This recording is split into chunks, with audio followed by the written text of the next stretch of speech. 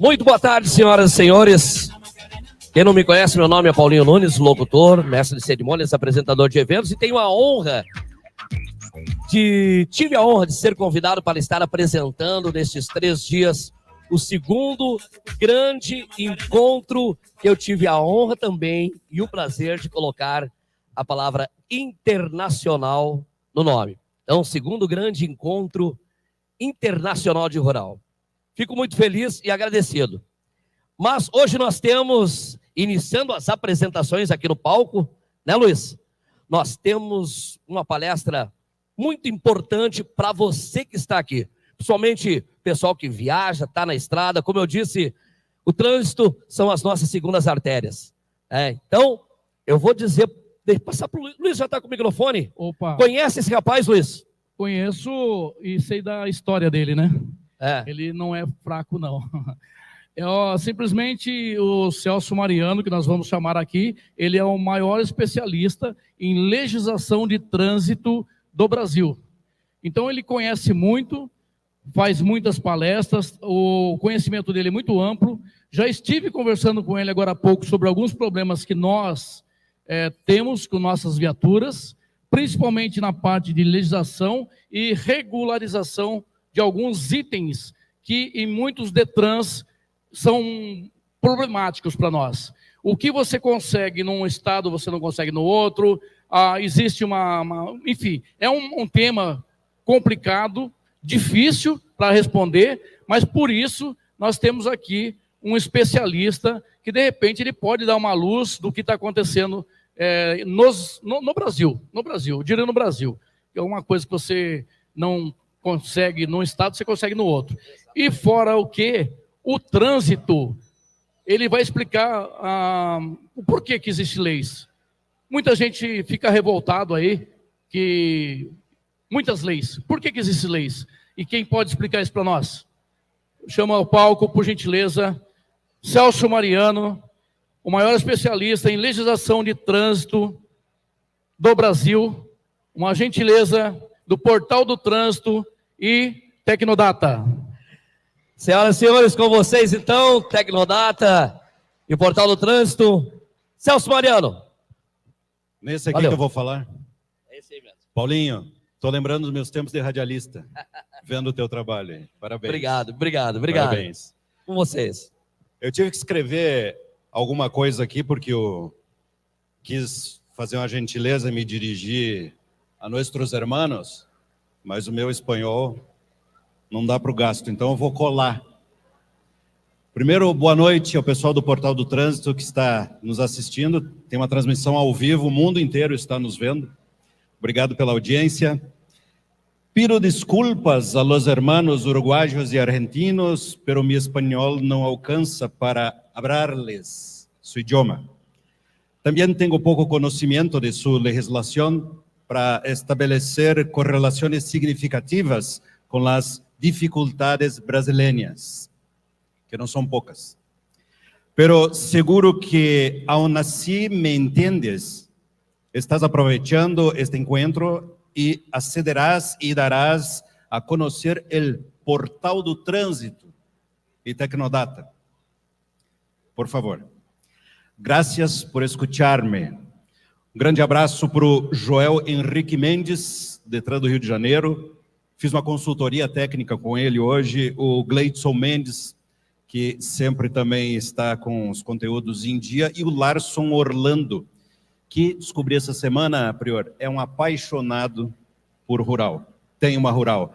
E, por acaso, é vizinho do Joel. Joel Deues e o Adriel Greff são da equipe do Portal do Trânsito e da Tecnodata.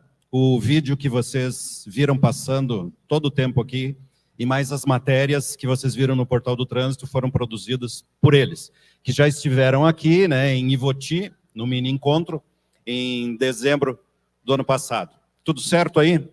O Joel me falou para falar mais na latinha. Bom, eu tenho uma área meio limitada para caminhar aqui, porque senão eu não apareço no vídeo. E eu tenho que aparecer no vídeo, vocês vão compreender, por favor. Mas como o telão é grande e eu vou me movimentar, acho que vocês não vão perder nada do que está na tela. Eu tive dificuldade de escolher o título. E sempre, desde o primeiro momento que eu conheci uma pessoa que é colecionadora, me veio assim muito forte, eu percebi muito intensamente a parte emocional. Ninguém se torna um colecionador de qualquer coisa se não tem um envolvimento emocional muito forte. Isso é muito bom, e eu falo isso como educador. As nossas metodologias, as nossas didáticas de ensino têm desperdiçado esse fator que é essencial para que as pessoas, de fato, absorvam novos conhecimentos, ressignifiquem aquilo que já conhecem e passem a agir de forma mais adequada com o propósito. Legislação também faz isso, é só pôr um policial cuidando de cada cidadão, a gente se alinha. Mas isso é caro, e para quem já trabalhou em operações de fiscalização policial, como o prior, sabe que é doído, né? Isso dói na sociedade, porque quando nós dependemos de algo forçado, condicionado na base da restrição, da coerção, as coisas não vão para o lugar. Tudo bem que de volta e meia tem que dar uma marretada em alguma peça, né, para a coisa se ajeitar no nosso veículo de coleção, mas saber dosar esse amor, o sentimento, a técnica, o conhecimento e a força necessária a ser feita é essencial, faz toda a diferença. E eu pretendo demonstrar aqui, vamos ver se serei feliz na minha apresentação. Pode passar a primeira aí, Adriel. Essa relação entre o que você sente e o que você faz. E nós, como esse bicho tão especial, esse animal tão qualificado na natureza, porque venhamos, né, vamos e venhamos, do ponto de vista biológico, dá para sentir que a natureza gosta muito da gente. Nós temos privilégios inalcançáveis para qualquer outra espécie. Recentemente, a biologia está demonstrando que as aves são mais inteligentes do que nós pensávamos, os elefantes, os cães, esses a gente já sabia, né? Porque o cachorro está sempre perto da gente, a gente vê manifestações assim incríveis. E manifestações que sempre estão ali no limite de uma coisa quase humana. Esse quase humano é o sentimento. Eu trouxe aqui uma expressão popular que vai ser o alinhamento daqui até o final da minha exposição. Quem ama, cuida. Tão popular que perdeu-se na história quem falou isso pela primeira vez. Eu perguntei hoje para o ChatGPT, que parece que sabe tudo, né? Quem é o autor? Quem disse primeiro? Não há qualquer registro ou segurança de afirmar. Eu disse, mas experimente, né? Cite para mim algumas fontes. Não há condições mínimas de assegurar quem tenha sido autor. Muito bem, então vamos lá para a próxima tela. Eu sou o Celso Mariano, sou gaúcho de nascimento, com muito orgulho. Estou há 38 anos fora do Rio Grande do Sul. Eu sou de Sobradinho, bem no centro do estado, talvez alguém de vocês conheça. Sobradinho também tem uma composição geográfica parecida com Nova Petrópolis, né? Um terreno bem acidentado. Me senti em casa aqui, mas não só por isso, pela acolhida. A sogra do Joel me acolheu super bem, Dona Íria. E todas as pessoas com quem eu conversei aqui, estou muito feliz. Imagino que, assim como eu, quem não é daqui, né, que tem um monte de gente de fora que veio participar desse evento, também está se sentindo acolhido. Eu tenho vínculos com a Tecnodata Educacional, da qual eu sou sócio fundador, do Portal do Trânsito, que é um projeto de comunicação da Tecnodata Educacional e do Instituto Prevenir. Rapidamente, a Tecnodata é uma produtora de conteúdos educacionais e produtora de material didático. A gente cria a metodologia e os materiais para quem ensina e para quem aprende. Dificilmente você vai entrar num CFC, um Centro de Formação de Condutores, em qualquer lugar do Brasil e não vai ver algum material nosso, com a nossa logomarca. E não vai ver vídeos meus ou apresentados por mim. Então, tem um vínculo bem estreito nesse sentido. E o Portal do Trânsito, nós criamos para fazer aquela comunicação que a Tecnodata Educacional não consegue fazer, porque a Tecnodata vende produtos. E muitas pessoas não estão ou dispostas, né, não estão dispostas a comprar, ou não precisam, né, porque um material de primeira habilitação, por que você compraria? Talvez no final aqui vocês fiquem pensando, eu acho que eu devia comprar uma apostila dessas. E o Instituto Prevenir é para trabalhos sociais, tenho muito que conversar aí com com o pessoal da organização desse evento, tem várias ideias que surgiram para fazermos aqui. Bom, a Tecnodata já participou da formação de mais de 25 milhões de novos condutores. Eu até acho que já chegou a 30, mas um número conservador. Isso me dá uma certa autoridade, eu imagino, para falar o que eu vou falar aqui. Porque nós estamos há anos acompanhando aquele jovem que quer dirigir e quase sempre assim, quer porque quer.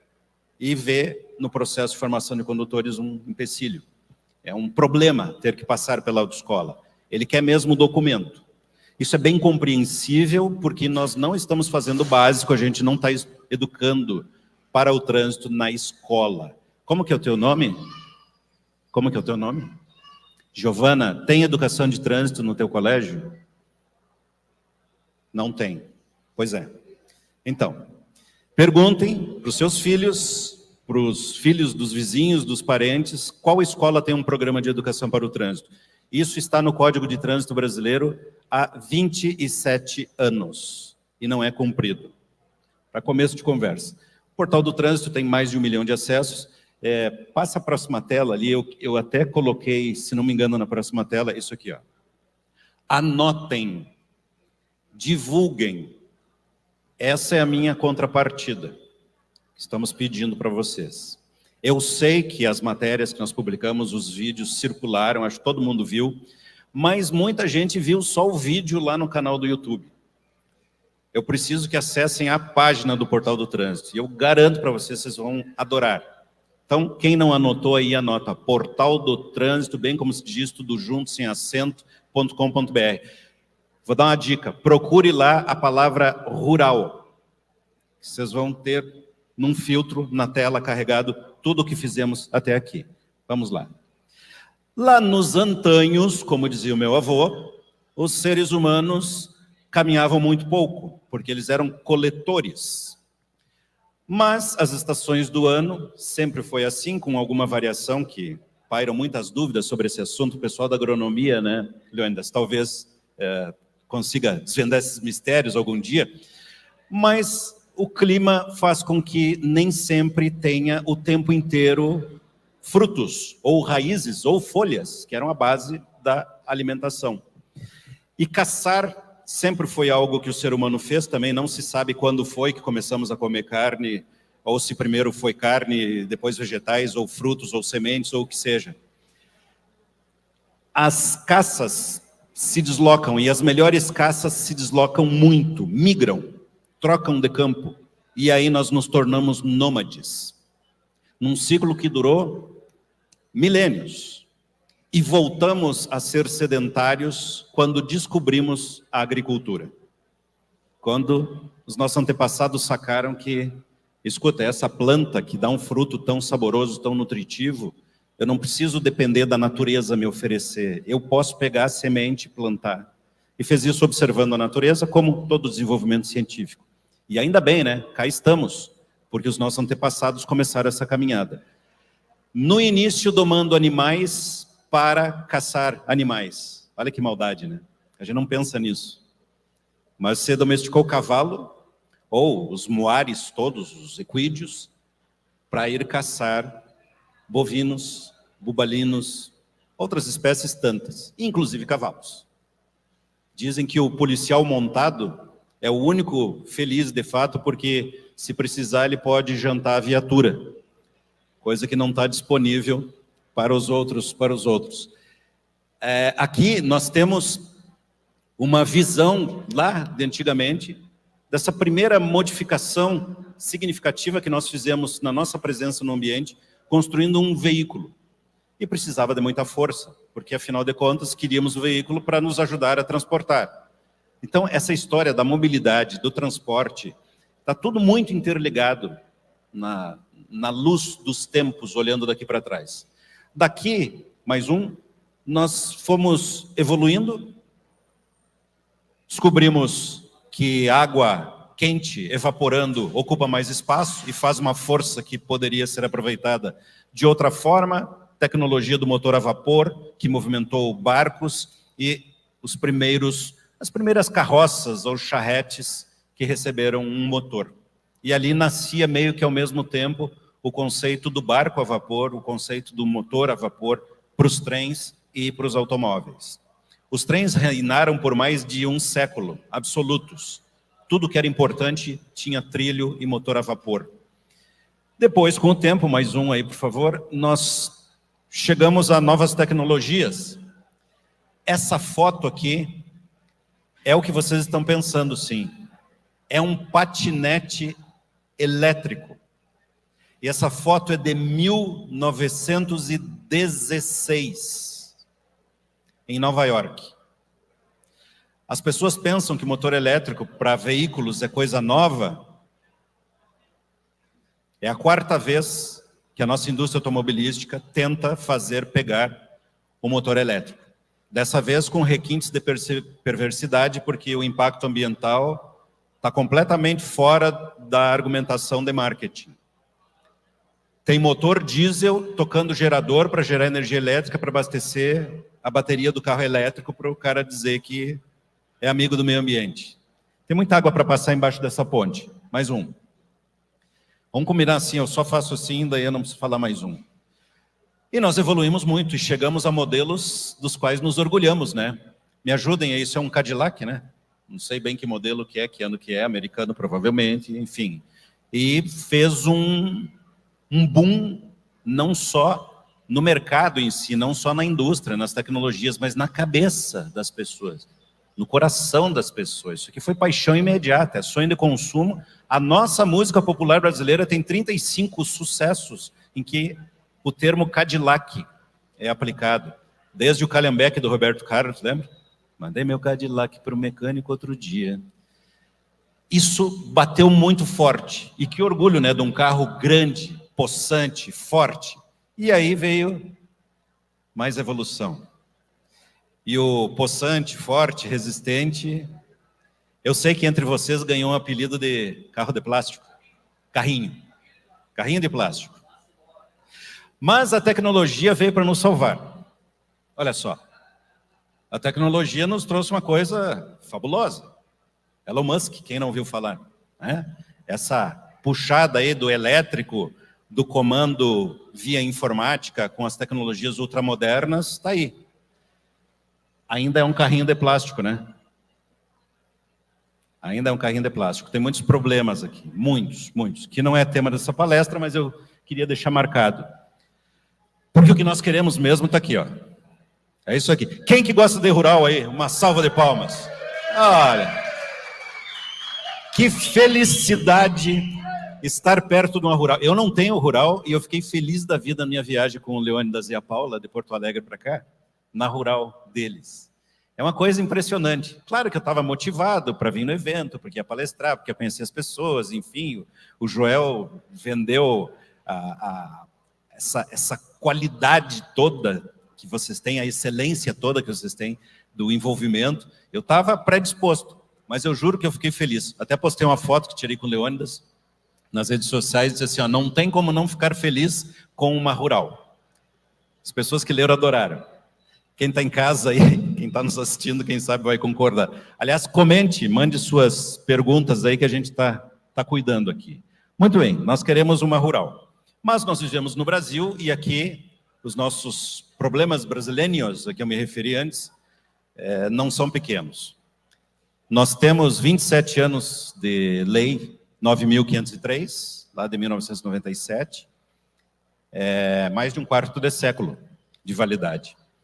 Nesse período, nós tivemos uma década inteira de ações de segurança proposta pela OMS, a Organização das Nações Unidas, e já estamos na segunda década.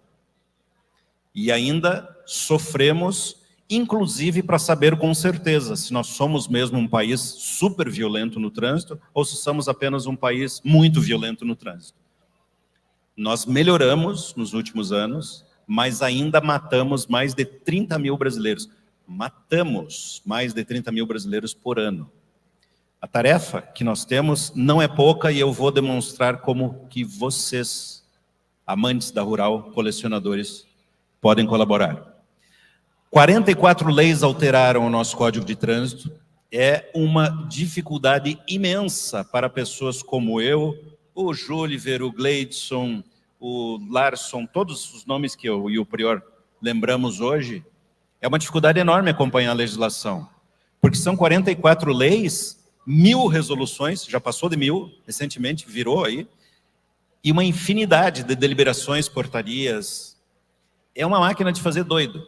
Então, quando algum de vocês encontrou alguma dificuldade no processo aí de se tornar um colecionador, de validar, obter um certificado de autenticidade no veículo, é porque a coisa não está bem definida. Não é que não tenha critérios, mas tem vários pontos, nós vamos ver depois, se der tempo de passar os detalhes da legislação, tem vários pontos que fica por conta ou do clube de colecionadores, que está cadastrado na Senatran, Secretaria Nacional de Trânsito, e ali tem uma liberdade, tem muitos critérios que são subjetivos, ou do Detran, porque na hora do vamos ver, para a placa preta chegar no teu carro, para o CRLV mudar a espécie para decoleção, tem que cumprir aqueles requisitos. E alguém poderia dizer, é muita burocracia. Pois é, nossos irmãos têm critérios diferentes. Esse negócio de uma placa para o carro de colecionador, como nós temos, desse jeito só tem aqui. Até tem clubes de colecionadores de carros na Europa, nos Estados Unidos, em outros países, mas não com essa configuração aqui. Parece que a gente, mais uma vez, quis fazer muito detalhado e meio que se atrapalhou. Não sei se é isso, mas eu sei que tem muita gente que é do Detran, do Contran, das câmaras temáticas, que está nos assistindo, e eles vão concordar comigo que tem muitas coisas a melhorarem ainda. Vamos lá. E eu coloquei outras interferências aqui, porque às vezes acontecem coisas que não dá para explicar. Como o Prior me relatou hoje, um mau atendimento que teve no Detran, que coisa sem explicação, né? Como eu sou educador, e eu pretendo demonstrar para vocês que esse amor, essa paixão que vocês têm pela rural, ela pode servir para a segurança, eu vou falar um pouquinho de segurança. Nós temos uma grande preocupação, e essa preocupação está ligada à segurança, e aí nós desenvolvemos lá na Tecnodata o conceito da mandala de segurança. Se eu perguntar para vocês, aliás, eu não vou perguntar, eu vou dizer uma palavra e vocês vão pensar, tá? Segurança pública. Qual foi a primeira imagem que veio na cabeça? Policial? Policial civil ou militar? Militar, alguém pensou em policial civil? Alguém pensou em Polícia Federal, PRF? Alguém pensou em bombeiro? Alguém pensou no agente de trânsito da prefeitura? Alguém pensou naquele servidor particular da empresa privada que está no banco atrás da proteção ali? Eles não estão fazendo segurança pública? Eles estão na iniciativa privada, mas estão fazendo segurança pública. Quando nós falamos de segurança pública, nós temos uma tendência a ver de forma muito restrita, muito limitada. Mais um. Quando nós falamos de segurança alimentar, eu passei por isso hoje no ótimo restaurante, como que é o nome? Plátano, que é patrocinador do evento. Excelente restaurante. Lembrei de Sabores da Infância. É um buffet. Muitos de vocês devem ter ido lá e talvez hoje tenham almoçado no buffet, talvez amanhã também vão num restaurante do tipo buffet. Aí eu pergunto para as pessoas, especialmente em grupos pequenos, quando é mais treinamento do que palestra, eu pergunto assim, você vai no buffet, está morrendo de fome, e antes de entrar, você gosta de batata frita? Opa! Aí, aliás, levante a mão aqui, por favor. Levante a mão, quem gosta de batata frita? Difícil quem não gosta, né? Difícil quem não gosta. Aí eu já coloco a segunda pergunta, na cola da primeira, sem a pessoa poder pensar muito. E de purê de batata? Uma parte vai dizer, também gosto, tal. Agora o desafio. Você chegou no buffet, está morrendo de fome e tem os dois. De qual você se serve? Quem serve da batata frita? Tem pessoas que disseram assim, os dois. Pois é. Agora a pergunta matadora. Qual dos dois é mais saudável? Alguma dúvida que purê de batata, ou pirê, como a gente chama na minha cidade ali, aqui hoje também chama de pirê, é mais saudável que batata frita? Nenhuma dúvida, né? Fritura, acrilamida, tem um monte de... Quem vai estudar nutrição aí fica meio apavorado de ver os problemas. Aí eu quero saber o seguinte, como é que pode você, uma pessoa esclarecida, inteligente, madura, mãe de família, pai de família, está criando os filhos, como é que pode você, sabendo que purê de batata é melhor para a saúde, você opta por comer batata frita? Ou a tua saúde não é importante? Para você, claro, mas pelo jeito para você não faz muita diferença. Mas para as pessoas que você ama. Esse choque, ele é parecido com o primeiro lá. Caramba, nunca tinha parado para pensar que o guardinha no shopping center, no supermercado, está fazendo segurança pública. É claro que está. E é só uma questão de, agora, possivelmente, a próxima vez que você for num buffet, sinto muito por ter feito isso, vocês vão lembrar disso e vão ficar, talvez com peso na consciência. Talvez eu esteja contribuindo para você encontrar o motivo que faltava para você comer menos batata frita e mais purê de batata. Não precisa deixar de comer, mas fazer isso com consciência é outra coisa. Financeira. Provavelmente, já me disseram que proprietário de rural são todos aposentados, estão com a vida financeira resolvida, estão na fase de curtir a vida, não tem mais com o que se preocupar. Ah, não são todos, fracasso? Não são todos. As pessoas, no geral, têm uma boa percepção dos riscos, da ameaça à segurança financeira. Mas aí, quando você pergunta, e qual é o teu plano de aposentadoria? Aí a pessoa começa a gaguejar e, não, um dia, não, mas eu também não posso parar de trabalhar, porque senão, né, o que vai ser? Eu tenho energia, eu vou... Não, mas qual é o teu plano de aposentadoria? Porque você acha que vai trabalhar até os 90, 95, vai chegar um momento que não vai dar. E aí? Você vai passar a depender financeiramente dos filhos? Ou você fez um plano? As pessoas pensam na dificuldade do dinheiro, mas quantos brasileiros são capazes de comprar primeiro o carro antes da casa?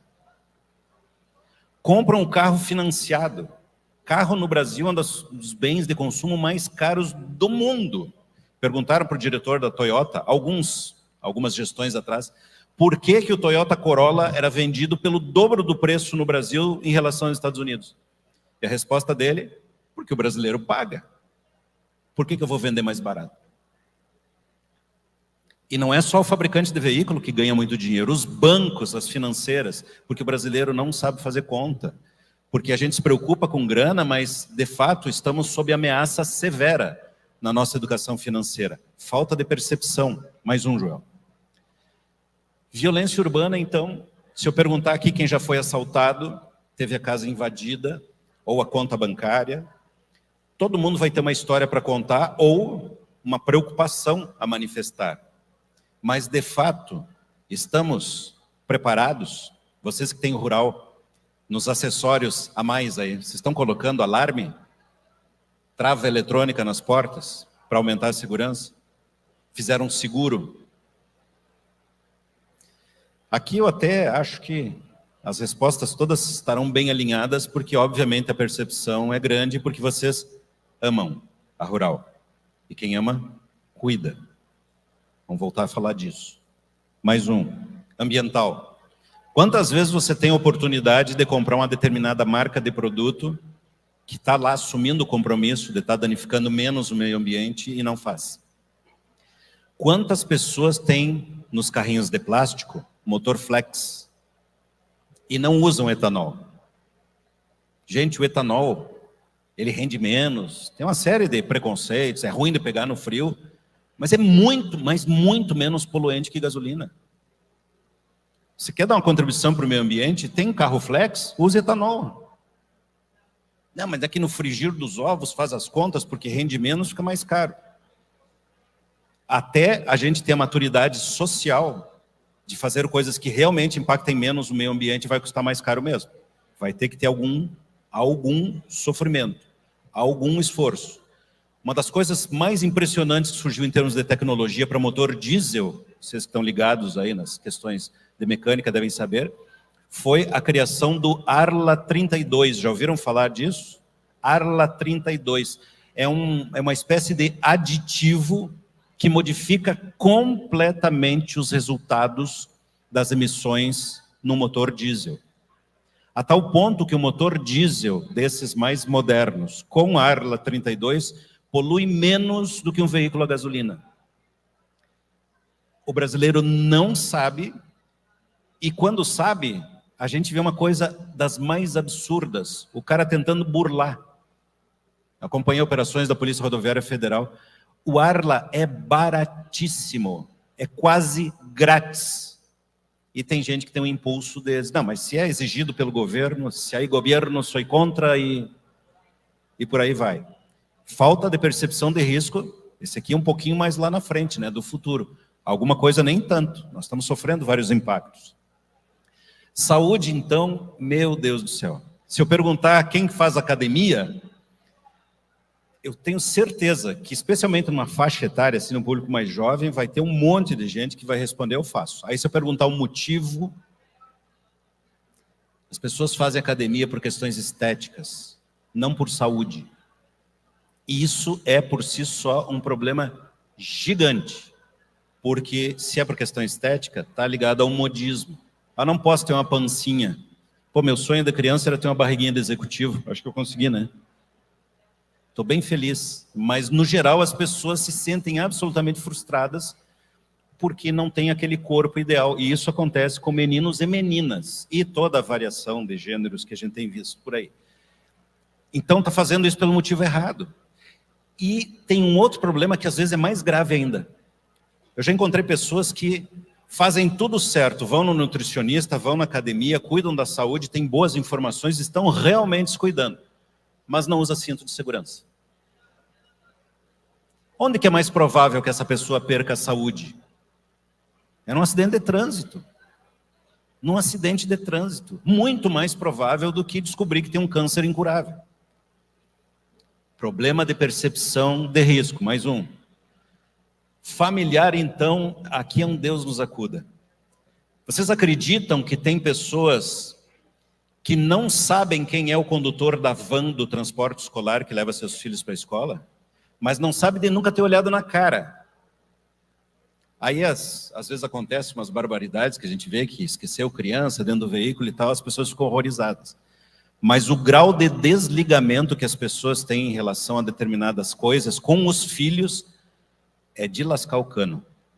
Eu acho que, na minha época, né, quando comecei a entender um quê da vida, né, que na minha geração era relativamente cedo, né, a maturidade vinha cedo por uma série de circunstâncias, hoje parece que a adolescência vai até os 35, mais ou menos, né? Naquela época eu já ouvia falar, não, vocês são muito avoados, vocês jovens não têm responsabilidade, não têm percepção dos perigos. E talvez tenha piorado, eu não sei se piorou. Mas quantas pessoas não sabem onde estão os filhos nesse momento? Nunca acompanharam o transporte de casa para a escola. Gente, esse trânsito é perigoso, imagina a exposição das crianças. Será que esse condutor do ônibus, da van, e muitas famílias, a criança vai no ônibus coletivo normal, não é um ônibus só para crianças, porque isso também é muito mal cuidado no Brasil. E não se preocupa, até que aconteça uma desgraça. Falta de percepção do risco. Todos os itens que eu passei aqui, desculpem ter demorado um pouco, mas isso aqui é o único conceito que eu vou passar para vocês em relação à educação. Todos eles têm exatamente o mesmo mecanismo do trânsito. Assim como eu não sei reconhecer onde eu estou exposto a risco no público, eu também não percebo que eu estou correndo demais. Quem tem os carrinhos de plástico, esses mais modernos, que são ultra confortáveis e silenciosos, esse engano do cérebro acontece de forma muito frequente, muito fácil. Combina um carro moderno com esse espírito de pouca sensibilidade, com pressa, né? O relógio dando um tapinha no ombro. É uma mistura terrível. Quantas vezes na segurança alimentar tem acidentes que acontecem, e daí aquelas coisas que ficam inconfessáveis. Pô, o cara dormiu no volante. Ah, deve estar estressado, deve estar caminhoneiro, né? É comum a gente ver isso. Está estressado, está trabalhando muito, está tomando rebite, está alcoolizado, está consumindo drogas. Às vezes o cara só comeu uma feijoada no almoço, para depois pegar mais 6 horas de estrada. Caramba! Vai dizer que vocês nunca perceberam isso. Você para num restaurante na beira da estrada, pô, o cara está com uma montanha lá e ele vai dirigir. Mais quantas horas? Não sei. A lei do descanso é bonita no papel, na prática, vamos lá, né? Mais da metade, ou sei lá, ninguém sabe bem esse número, dos condutores de caminhão são autônomos. Eles não estão embaixo de uma empresa que está também exigindo cumprimento da lei, fiscalização, às vezes regras complementares. Bem, tudo isso tem a ver com essa nossa falta de percepção do risco, e isso nos leva a um cenário onde, por não perceber o risco, a gente não faz adequação do comportamento. Vou contar uma história muito rápida aqui. Vocês já viram um cachorro que aprende a atravessar a rua? Que para, olha para os lados? Quem não viu, depois eu vou dar. Tem 200 links de vídeos interessantíssimos. O bicho aprende. Aprende até quando não tem ninguém, ele olha para o semáforo. E ele saca qual que é e se condiciona e vai. Bom, vou revelar uma coisa bem pessoal minha. Eu sou do tipo de marido que não troca lâmpada em casa. Esse é um problema, que a minha mulher acha demais. Como é que pode um homem que tem medo de trocar lâmpada?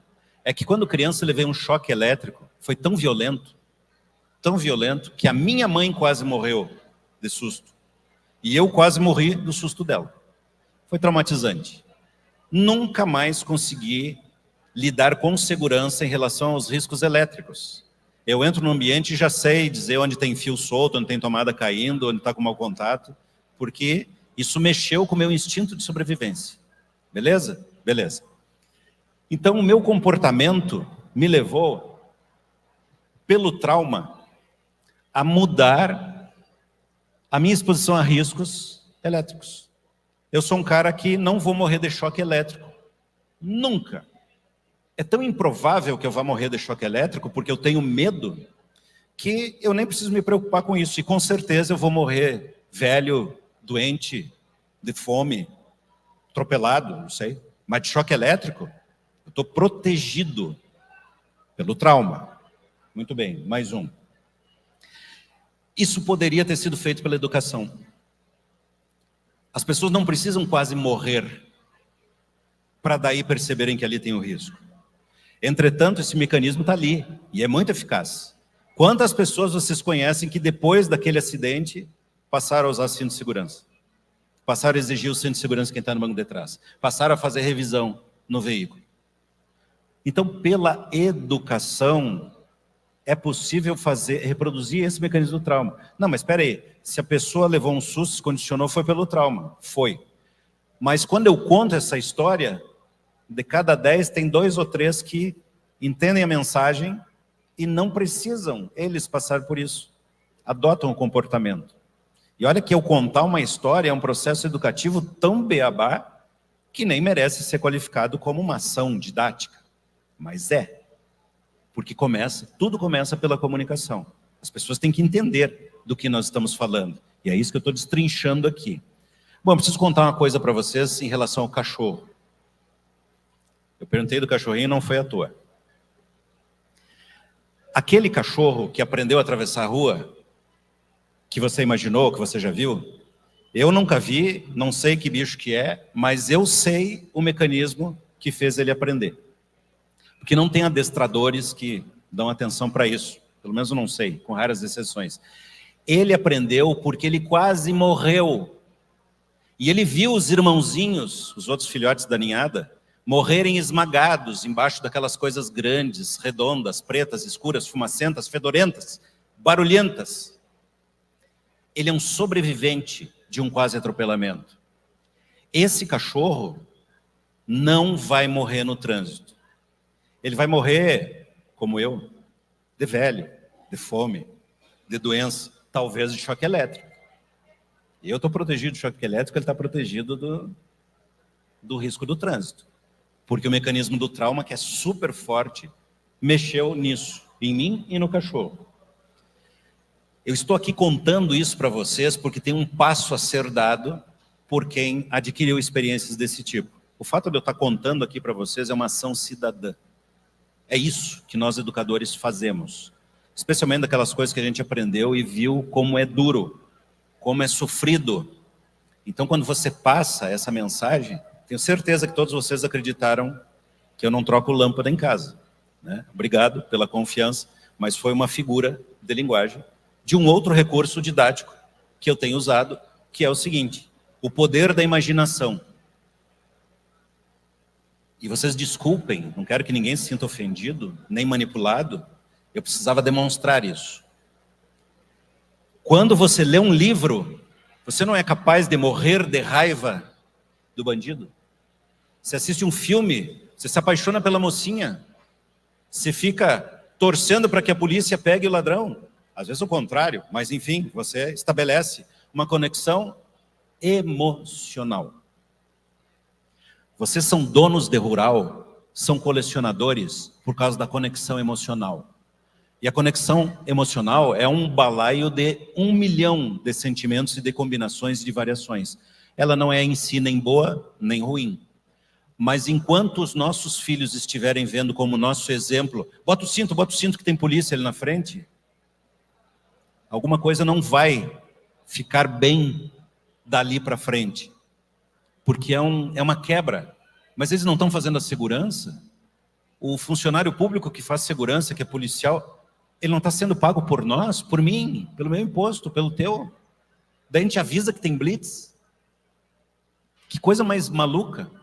E nós fazemos isso em nome de quê? Não, porque é muito desconfortável ser parado numa blitz.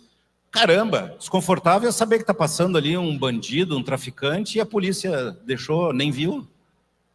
Podia ter reparado que o para-choque está sendo arrastado e fazer uma parada para fiscalizar o veículo e daí ia pegar todo o resto, ia puxar o fio da meada, como a Polícia Rodoviária Federal nossa faz, aliás, com muita qualidade. Pena que insuficiente na quantidade. Esse é um dos maiores problemas que nós temos, pouco efetivo. Vamos lá. Essa lição aqui é para dizer o seguinte: pela educação nós conseguimos até mais do que esse efeito pelo trauma. Muito mais. Juro para vocês. A Tecnodata desenvolveu uma metodologia para educar crianças para o trânsito que é uma coisa espetacular. Eu tive experiência social, quero conversar com o Prior, eu falei do Instituto Prevenir aqui, coisas que a gente pode fazer em conjunto.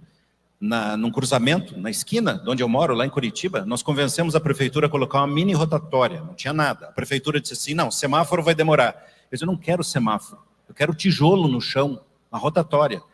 Olha que foi difícil convencer. Depois aparecem aquelas coisas, né, que nem sempre é exatamente por um motivo técnico, mas também tinha cultura técnica. E isso aconteceu várias vezes em vários locais e o resultado é sempre o mesmo. Eu uso o meu lá porque eu posso falar, porque é na esquina da minha casa. Fazem 13 anos. Caiu de 1 acidente por semana para 0. E fazem 13 anos que nunca mais aconteceu uma colisão de colocar tijolinho amarelo no meio do cruzamento. Vocês veem que às vezes a solução é tão simples, porque daí se tem podia ter uma poltrona, um sofá, uma cadeira dessa aí no meio do cruzamento, tira o pé. Você não quer tocar teu carro em cima, né? Principalmente quem é colecionador, né? Ah, vai que vai arranhar minha rural. É claro que não quer. Então é possível fazer muita coisa só de perceber, mas eu precisava disso. Eu precisava de vocês sentados aqui para contar. Eu tenho certeza que estão imaginando um monte de coisas, um monte de oportunidades que vocês têm. Pense bem, quantos de vocês percorreram mais de 50 quilômetros para chegar aqui? Alguns 200, 300, 500, sei lá, quem que veio de mais longe aqui. Mas só o fato de se reunir em torno de um motivo tão nobre, tudo bem, alguém pode dizer assim: ah, grande coisa colecionar rural. Eu tenho coleção de chaveirinho. Tá bom, cuide bem dos seus chaveirinhos, né? Aproveite aí, delicie-se com... Mas eu tenho que vir falar com vocês, não com o pessoal do chaveirinho, porque vocês estão no trânsito. Esse ambiente que mata esse monte de gente todo ano. E que carece de educação que vocês poderiam estar ajudando a fazer. Vamos lá. Pode passar essa aqui? Criar cultura de segurança. Não há motivo para as pessoas se acidentarem. Assim como eu não preciso fazer o sujeito esfregar o nariz no para-choque, ter o airbag arrebentado na cara, para ele aprender a usar o cinto de segurança, eu não preciso de uma série de problemas de violência, de trauma que acontece no Brasil, que é uma das maiores causas de morte aqui em nosso país. Agora sim nós vamos falar do veículo de coleção e dos aspectos técnicos legais. Eu conversei bastante com o Prior ao fechar isso aqui e resolvi, depois de falar dessa ambientação que eu queria fazer de educação, fazer uma apresentação sucinta do passo a passo de como é hoje. Talvez vocês vendo isso aqui, nossa, para mim foi diferente. É porque mudou mesmo a regra recentemente. Então vamos lá. Para o seu veículo se tornar um veículo de coleção, começa por ter que cumprir, estar sintonizado com a nossa legislação, e a primeira é o Código de Trânsito Brasileiro, o famoso CTB, que, né, eu falei, foi uma lei de 1997, recebeu 1000 resoluções, 44 leis alteraram, é uma colcha. Alguém diz que é colcha de trapos brasileira, nosso amigo Júlio, que gosta de usar essa expressão. Bom, hoje, veículos de coleção dependem dessas duas resoluções. Muita gente ainda tem na cabeça, e a resolução 14 de 98 já caducou, já foi substituída. Essas duas, se vocês forem procurar para estudar, como o Prior faz, elas é que têm os critérios. As duas são de 2022 e as duas cancelaram um monte de coisas para trás. Bom, hoje em dia tem que estar associado a um clube. Esse clube certificador é credenciado à Senatran, que é o nosso órgão máximo de trânsito. Esse é um caminho que foi adotado no Brasil inteiro. Dificilmente ainda será possível alguém que está comprando um veículo colecionável agora e quer colocar placa preta, ajustar o documento e tal, fazer isso sem passar por isso. Quem são esses clubes? São entidades que atenderam determinados critérios, e aí que eu falei que eu não vou entrar muito em detalhes, a não ser que vocês me digam, Celso, mas nós queremos criar um clube certificador aqui, que eu acho que não é o caso, né? Vocês usam os serviços dos clubes certificadores. Então, esse clube vai emitir o tal de CVCOL, que é o certificado de veículo de coleção. Vai inspecionar o veículo e vai dizer, esse veículo está ok em relação à originalidade dos itens que o compõem. Muito bem, então basicamente é isso que ele faz. Vamos lá. Muita gente não sabe, mas qualquer clube desses pode emitir o CVCOL, esse certificado, de qualquer veículo colecionável. Então não tem um clube só de rural, ou só de Fusca, ou só de Kombi, ou só de caminhão. Os clubes, para obterem essa autorização, esse credenciamento no Senatran, têm que estar capacitados, demonstrar que tem pessoas com conhecimentos técnicos suficientes para emitir o certificado para qualquer veículo colecionável. Aí tem os critérios, vamos lá. Eu vou mostrar os critérios na outra tela. Na sequência aqui, só para não perder o fio da meada. Tá, eu fui no clube, me deram o CVCOL, e agora? Agora você vai no Detran. O Detran vai fazer uma inspeção e vai autorizar ou não. E aqui, né, nós sabemos que tem critérios diferentes. Isso é porque o Detran tem total liberdade de exigir mais isso ou menos aquilo. Então, não vou entrar no mérito se está certo, se está errado, mas eu imagino a dificuldade que muitos me relataram aqui, viu, quem está nos assistindo aí. Eu tive que fazer uma viagem em São Paulo e fazer no Detran de São Paulo, que é menos rigoroso que o Detran do Rio Grande do Sul. E assim por diante. Eu estou só como exemplo, tá? Deve ter várias combinações aí, eu também não sei, mas a mim é muito familiar isso. Para vocês terem uma ideia, a Tecnodata Educacional, que tem o melhor curso de reciclagem para recuperar a CNH de um processo de suspensão, fazer a propaganda aqui. O melhor curso do sul do mundo é da Tecnodata. Eu sou professor lá, eu garanto, assino embaixo. Quem faz o curso conosco nunca mais cai num curso de reciclagem. Porque a sensibilização ali funciona e a pessoa cai a ficha e diz, pô, mas que bobagem, né? Estou tomando uma multa atrás da outra, ou descuidei aqui e ali, e às vezes são só questões administrativas, em quem está o nome do documento, ou cumprir os prazos, né? Pô, o carro é meu filho tomou multa e eu perdi o prazo de indicar que era o meu filho e não eu. Então, sinto muito, né, meu amigo? A regra é essa, quer dizer, você tem que conhecer, enfim. Falei isso só para temperar isso. A Tecnodata Educacional não consegue vender o curso de reciclagem EAD em São Paulo. Tem alguém de São Paulo aí? Pois é.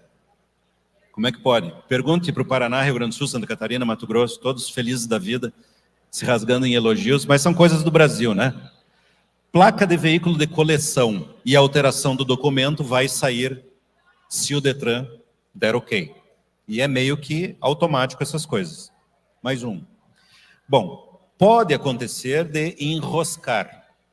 Ó, não está tudo original, isso aqui não me convenceu. Ou o Detran, que tem a liberdade de submeter o veículo a um teste de segurança, de rodagem, pode detectar que, escute, o nosso fiscal aqui percebeu que a suspensão não estava tudo isso e submetemos ao teste. Quem faz esse teste? Uma ITL, uma instituição técnica licenciada. E enroscou. Não vai dar. Ou a instituição lá, o clube, ao aplicar a regra, não, porque tem uma pontuação, eu trouxe as telas aqui se vocês quiserem ver, tem uma pontuação de 0 a 100, tem que atingir no mínimo 80 para que o veículo seja considerado original. Se houver alguma alteração, ele ainda assim vai ser considerado, por isso que eu coloquei CTB lá. Nossa, mas o que...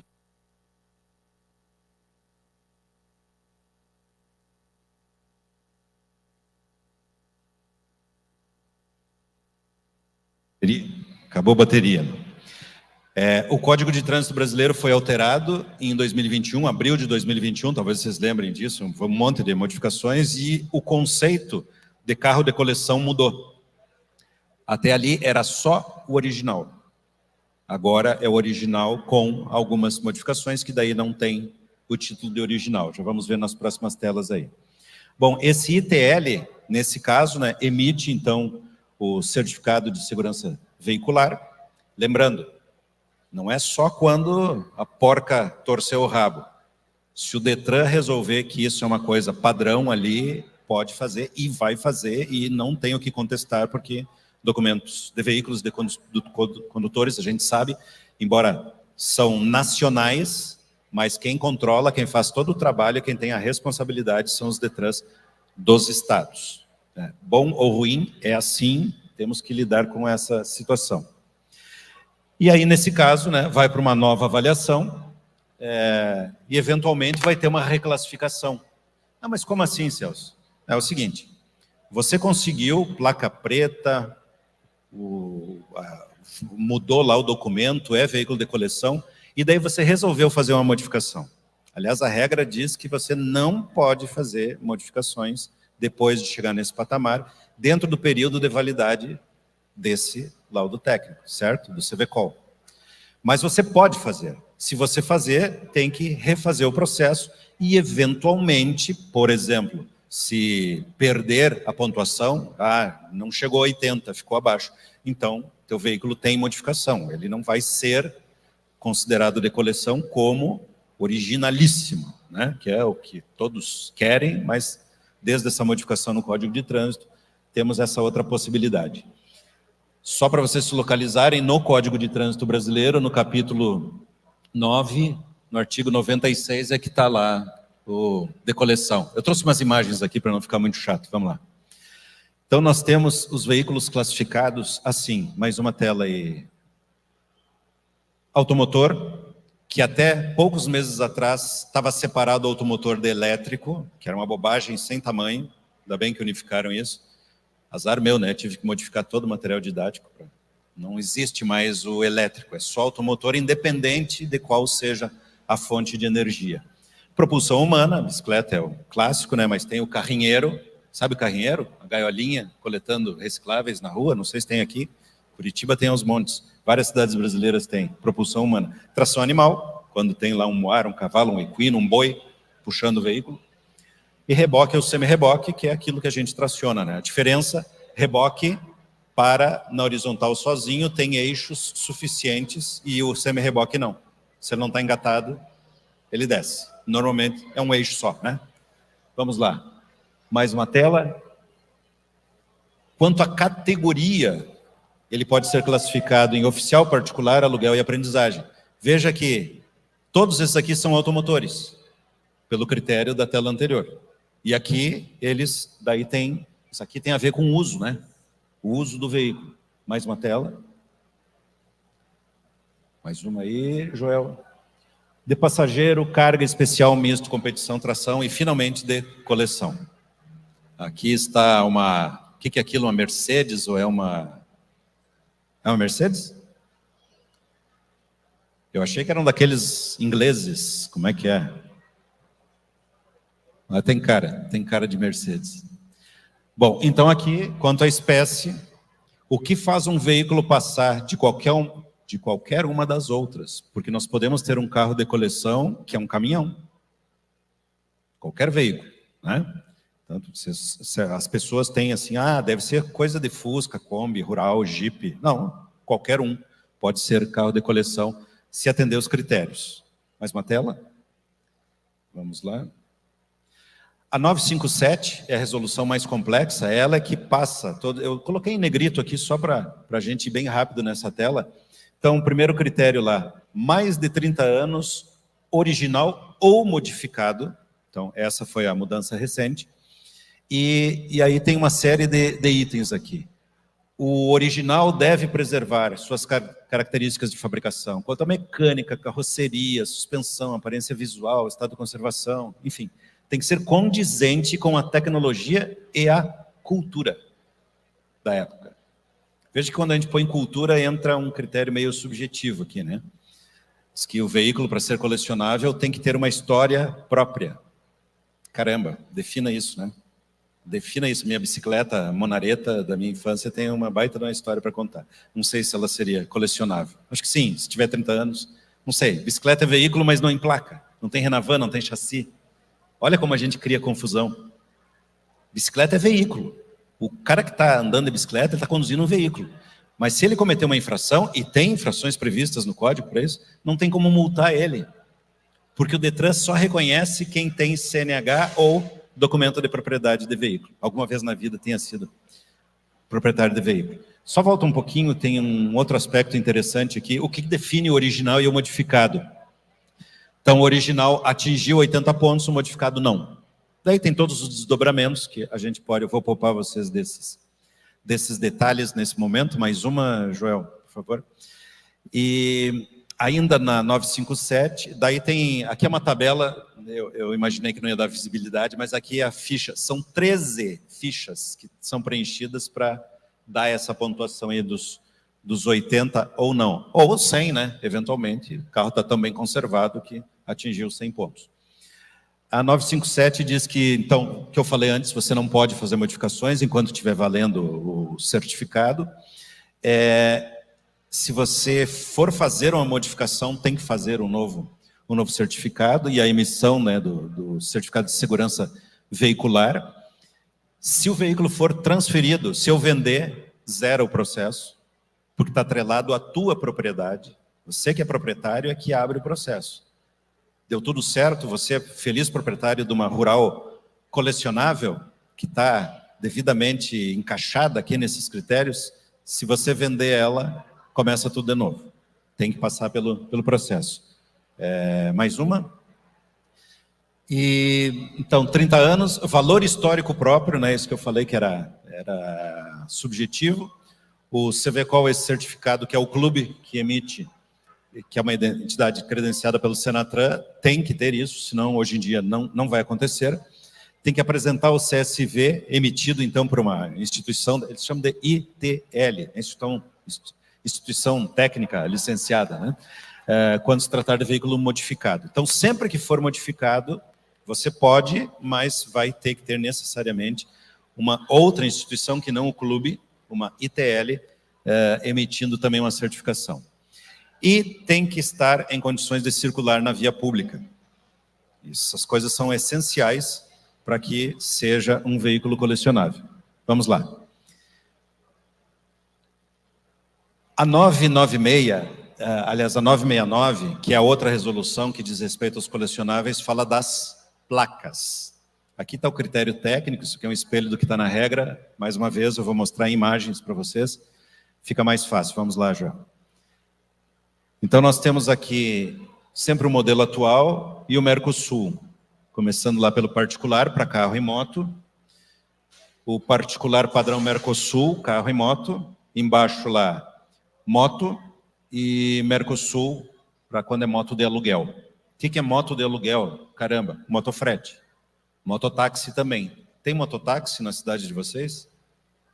Você chamaria um mototáxi ao invés de um carrinho de plástico? Para colocar teu filho dentro, ó, leva lá na casa da tia. Moto. Isso é muito comum no Brasil, mais ou menos assim, do centro do Brasil para cima, tem aos montes, até Curitiba, tá cedendo a tentação de autorizar motofrete. Só volta uma aqui, Joel. E aluguel e comercial, o aluguel, né, o carro de praça, o táxi, que era a placa vermelha clássica, começou com a placa Mercosul. Você vê que a gente perdeu um pouco da identidade. Visualmente parece que tudo ficou mais pobre, né? Porque eu era totalmente verde lá no caso de experiência, era totalmente vermelho no caso de aluguel, e a placa Mercosul trouxe cores só nos caracteres, eventualmente no fundo. E o maior problema que nós tivemos, claro, né, que interessa diretamente aqui, é a nossa queridíssima placa super preta, que vale até hoje, e o modelo Mercosul com fundo branco, que deixou muita gente muito frustrada. Talvez quando o legislador se referiu ao valor histórico, ele também estava querendo falar nisso, né? Quem sabe estava percebendo a importância desse vínculo afetivo. Isso aqui deu tanta revolta, tanta gente ficou indignada que houve uma modificação. Só mais um clique ali, Joel. Você vai ver que troca essa placa ali pela atual placa Mercosul, que daí então, atendendo aos anseios de quem gostava tanto do fundo preto, então agora tem um modelo Mercosul com fundo preto. Ainda assim, eu sei, tenho falado com vários colecionadores, mas não tem como o charme da placa preta, totalmente preta. Então, próxima tela. Hoje ficou assim, quem tem a placa totalmente preta, nossa, mas tem gente que ainda tem? Sim, se ele não precisou trocar a documentação do veículo, ele pode estar com a placa ainda em validade. E muita gente, mesmo depois trocou, manteve a placa, né? Ou por questões culturais, como um evento desse aqui, né? Ou esperando, né, na esperança que continua sendo válida. Então, é possível, inclusive, circular em outros países, com a nossa placa pretinha, famosa, tão querida. Com a placa Mercosul do fundo branco, na verdade é um fundo acinzentado, né? Aquele fundo branco ali pode também dirigir em outros países. Mas a recente adaptação que trouxe o fundo preto para o modelo Mercosul só pode dirigir no Brasil. Isso não quer dizer que você não possa pôr em cima de uma carreta e entrar no Uruguai e na Argentina. Você não pode rodar com o veículo, tá? Que muita gente, quando sacou isso, não, mas tá bom, porque meu carro é só para demonstrar, eu não dirijo mesmo. Tá bom, então atendeu alguns casos, mas, né, não todos. Então, isso aqui é o que nós temos hoje. Agora eu quero ampliar aquele conceito lá do quem ama cuida. Eu falei para o pessoal que está na live aí, nos assistindo, que nós, que temos carrinhos de plástico, que não somos colecionadores, ou que só imaginamos um dia ser, que a gente tinha muito a aprender com vocês. Porque é incrível você ver um carro fabricado há 5 anos atrás, rodando ali, e ele está imprestável, está desalinhado, o para-choque está caindo, o escapamento faz mais barulho do que as motos do pessoal que gosta de azucrinar a vida dos outros. Nós temos um problema muito sério de falta de cuidado com os veículos. E isso, os colecionadores, você que está nos acompanhando, eles têm de sobra para nos ensinar. Como é que pode um veículo com mais de 30 anos de fabricação, eu acho que tem veículos aqui que tem 40, 50. Qual será o veículo mais antigo que veio aqui nesse evento? Depois,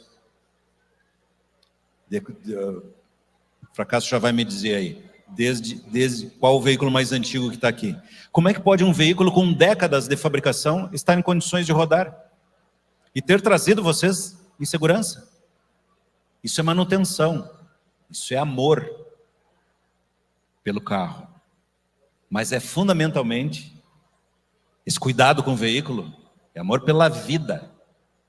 Eu tenho certeza que você põe a sua vida, o seu coração, nesse objeto tão desejado, tão festejado, que vocês cuidam tanto, que é o veículo da coleção.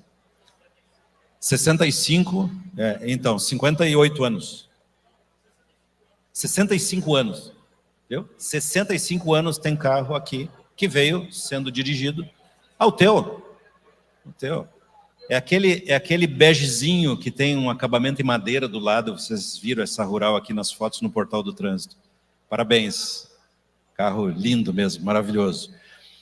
Então, isso aqui é o gancho que eu queria fazer do que eu falei lá no início, né, da percepção do risco, da gente não perceber quando está acontecendo alguma coisa, ou você está fazendo alguma coisa que, cara, isso é muito perigoso, não precisa.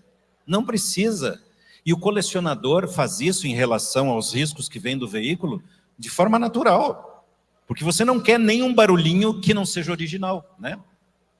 Você não quer colocar nenhuma peça que não seja original, então você cuida para que a peça original não quebre, então você não passa do ponto, você não força. Caramba, eu conheço pessoas que têm carros de coleção que no seu carrinho de plástico são capazes de fazer qualquer trajeto aí a 150, 160 km por hora, se puder. Mas quando está no Jeep, na Kombi, no Fusca, que ele coleciona, nossa, não tem problema nenhum andar 40 por hora, a 60. Está tudo certo. Caramba, por que você não faz isso com o carrinho de plástico? Por que você não faz isso com todos os veículos? Aliás, por que os condutores não cuidam dos seus carros, não dão a manutenção como os colecionadores fazem?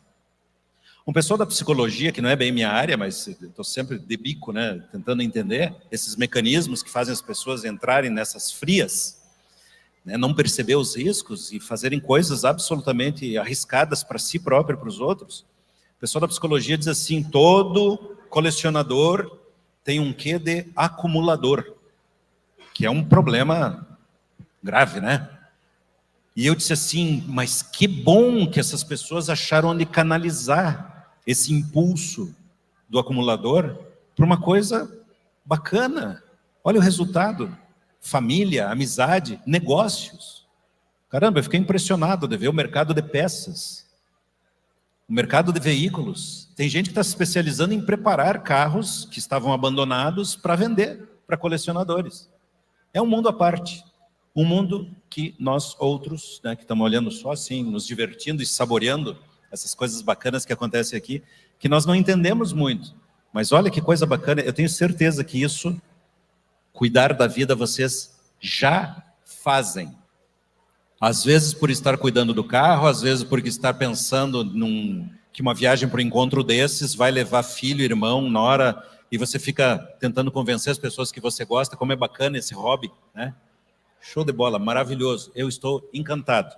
Mais uma. E eu vou encerrar lembrando vocês de acessarem o Portal do Trânsito. Se você receber um videozinho que é do Portal do Trânsito, está só o vídeo ali colado no WhatsApp, diga assim, me passe o link. Ou põe aí já no seu navegador, né, portaldotrânsito.com.br, e use a ferramenta de pesquisa. Procura colecionável, procura rural, procura encontro rural. Vocês vão encontrar todas as matérias que nós fizemos aqui. E que estamos fazendo e ainda vamos fazer. Eu me despeço de vocês. Mais uma tela, por favor. Agradeço muitíssimo o tempo, vocês terem me escutado. Embora não tenha enchido aqui, muita gente que está aqui ao redor ficou prestando atenção. Obrigado. Agradeço mesmo de coração. E aguardem que essa organização de vocês vai ficar sabendo aí de proposições para a gente fazer em conjunto. Eu tenho certeza que vocês poderiam estar fazendo algo além do que estão fazendo, sem sobrecarregar, sem significar trabalho a mais e contribuir de forma efetiva para a segurança no trânsito. Porque do trânsito todos participamos e é compulsório. Ninguém tem opção de não participar do trânsito. Nossa, mas mesmo quem está numa cadeira de rodas, que nem sai de casa, mesmo ele, não tem que chegar comida lá? Se ele ficar doente, não tem que transportar ele até o hospital? trânsito é compulsório e é perigoso. E você não quer estragar a sua rural, né? Pois é. Você também não quer atropelar alguém que distraidamente se meteu na frente do carro, atravessou fora da faixa. Ninguém quer, mas se nós não prestarmos atenção, vai ser como apareceu ele na mandala. Nossa, nunca tinha pensado nisso. Então, pensemos. Muito obrigado. Senhoras e senhores, Celso Mariano, forte salva de palmas. Muito obrigado. E nós encerramos essa belíssima palavra, muito educativa, com mais um